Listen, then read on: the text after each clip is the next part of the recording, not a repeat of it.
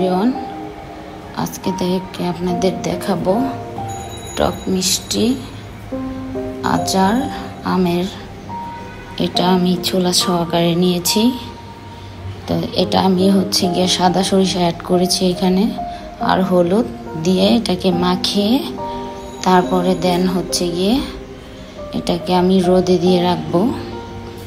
এটাকে আপনারা হলুদ আর দিয়ে মাখিলে আচারটা খেতে ভালো হয়। সবসময় একটু চেষ্টা করবেন রোদে দেওয়ার জন্য।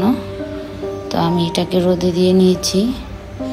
এখন গিয়ে দেন আমি তারপর রোদে দিয়ে কিছুক্ষণ এটাকে একদিন রেখে তারপরে এটাকে আমি আচারটা তৈরি করে নিব।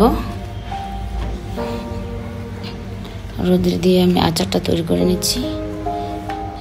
তারপরে দেন আমার লাগছে এটা তৈরি করতে। আমি এটাতে মেবি আখের গুড় ইউজ করব। আপনারা চাইলে চিনিও ইউজ করতে পারেন।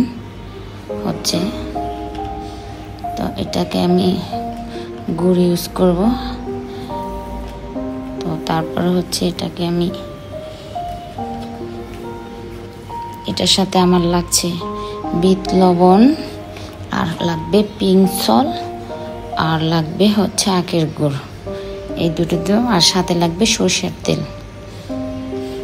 এই দুটো দিয়ে ভালো করে তারপর আমি আগে মশলাটা তৈরি করে নিব। মশলাটা তৈরি করে নেওয়ার পরে এটা আমি 3টে শুকনো মরিচ নিয়েছি। তারপরে শুকনো মরিচ নিয়ে এটাকে দেন আমি এটা তৈরি করে নিচ্ছি। শুকনো মরিচটাকে আর পাঁচফোড়ন দিয়ে এটাকে আমি টেলে নিচ্ছি। এটাকে আমি ব্লেন্ডার করে নিলাম। ব্লেন্ড করে এটাকে আমি শেষে ইউজ করব। আপনারা দেখতে পারবেন এটা শেষে আমি কি করে ইউজ করি। মশলাটা এত গুঁড়ো হয়ে গেছে। দেন এটা গুঁড়ো হয়ে গেছে। এখন আমার লাগছে পিঙ্ক সল্ট, বিট লবণ, রসুন বাটা, মশলা, আখের গুড়, আর সরষের তেল।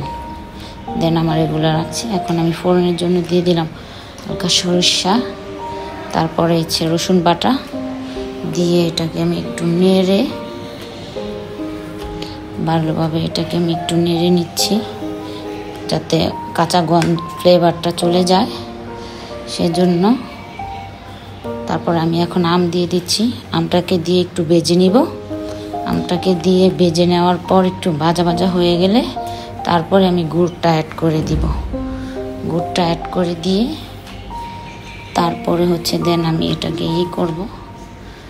গুড়টা অ্যাড করে দিয়ে এটাকে আমি নেড়ে গুড়টা যখন গলে যাবে হালকা, আপনার কখনো এটাতে পানি ইউজ করবেন না, তাহলে আচারটা নষ্ট হওয়ার সম্ভাবনা থাকে।